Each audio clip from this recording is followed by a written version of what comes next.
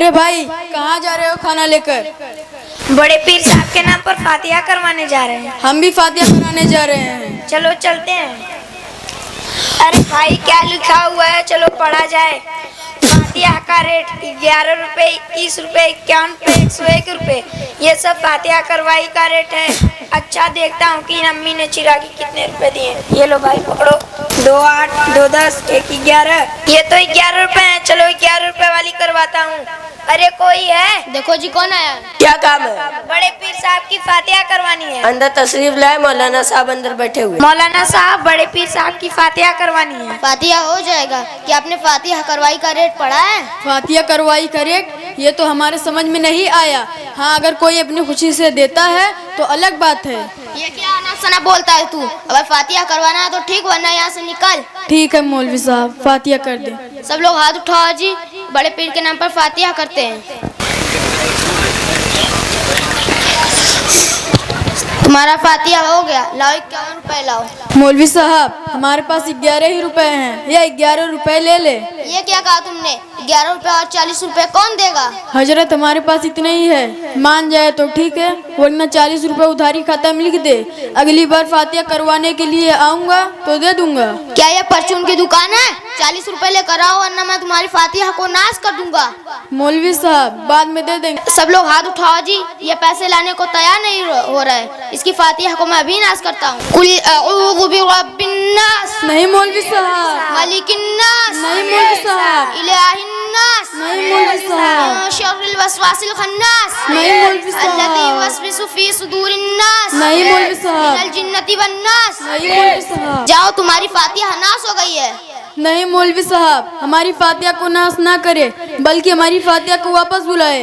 अभी हम आपके 40 रुपए का कहीं इंतजाम कर देते हैं। जाओ पैसे लेकर आओ, मैं तुम्हारी फातिहा को वापस बुला लूंगा। अरे भाई अरे सुनो जरा, क्या मसला है? बुराए हुए क्यों हो? असल में मैं मौलवी साहब के पास बड़े पीर साहब की फातिहा करवाने के लिए गया था। उन्होंने तो फातिहा करवाई का रेट लगा रखा है, 40 रुपए कम पड़ रहा है। अगर आप हमें कुछ दिन के लिए उधारी दे देते तो हमारी फातिहा वापस आ जाती। अच्छा 40 रुपए लो, जाओ अपनी फातिहा को वापस ले लो। मौलवी साहब ये लो 40 रुपए और हमारी फातिहा को जल्दी वापस कर दो। सब लोग हाथ उठाओ जी, इसकी फातिहा को वापस बुलाते हैं। अल-क़ारिआ मल-क़ारिआ वमा अदराका मल-क़ारिआ। ले जाओ, तुम्हारी फातिहा वापस आ गई है। शुक्रिया मौलवी साहब। अस्सलामु अलैकुम व रहमतुल्लाहि व बरकातुहू। वालेकुम अस्सलाम। खैरियत तो है ना, क्यों हाफ रहे हैं? फातिहा हमारी तो नाश हो गई थी, लेकिन अब वापस आ गई। बात आपकी समझ में नहीं आई कि फातिहा नाश हो गई थी लेकिन अब वापस आ गई। अरे मौलाना साहब, शब-ए बारात का महीना चल रहा है ना, बड़े पीर साहब की फातिहा करवानी थी। पैसा कम होने की वजह से उन्होंने एक ऐसी दुआ पढ़ी कि फातिहा नाश हो गई थी। बाद में पैसा लेकर आए तो दूसरी दुआ पढ़कर हमारी फातिहा को वापस बुलाया, तब जाकर जान में जान पड़ी। ये कैसा मौलवी लोगों ने ड्रामा बना रखा है? फातिहा यानी साले सवाब के लिए जाहिल मौलवी लोगों ने रेट मुतय्यन कर रखा है, सिर्फ अपना पेट भरने के लिए सीधी सादी आवाम को इसी काम में उलझा रखा है।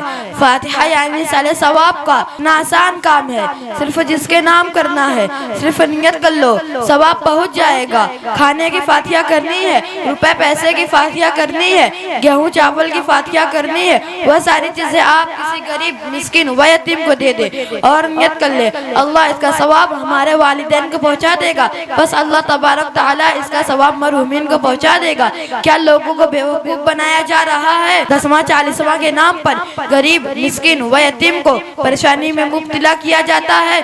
जब उन गरीबों के घर किसी का जनाजा निकलता है तो वो गरीब लोग मजबूरन ये रस्म पूरी करने के लिए दूसरों से कर्ज लेते हैं। अगर कर्ज नहीं मिलता तो सूदी रकम लेकर ये रस्म पूरी करते हैं। खुदा के वास्ते ऐसे अमल से बाज आ जाए। 10वां 40वां वाले पैसे को दिन के काम में लगा दो, मदरसों में लगा दे, मस्जिद में लगा दे। जब हमारा पैसा दिन के कामों में नहीं लगेगा तो हमारे अंदर दिन की अहमियत पैदा नहीं हो सकती और न दिन का दर्द पैदा होगा। बेदीनी आम होती जा रही है। जहालत ने अपना मजबूत कदम जमा लिया है।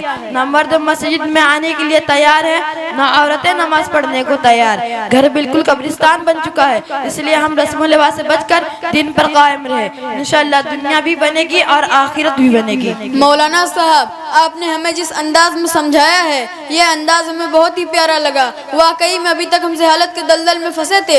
हम तौबा करते हैं ऐसे खुराफात वाले अमल से। अल्लाह ताला हम सबको बचाए। हाँ, हम भी तौबा करते हैं। जिसने ये बखेड़ा बनाया है, क्या उस आदमी से मेरी मुलाकात हो सकती है? चले अभी हम आपको उनसे मुलाकात कराते हैं। यही मौलवी साहब है जो हमारी फातिहा को नाश किए थे।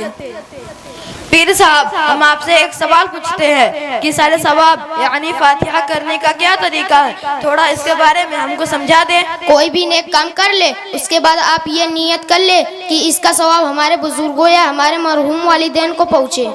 फिर आपने जो सारे रेट मुतय्यन कर रखा है, 21, 51, 101 रुपए, ये क्या तमाशा बना रखा है? अवाम को सीधा मसला क्यों नहीं बताते?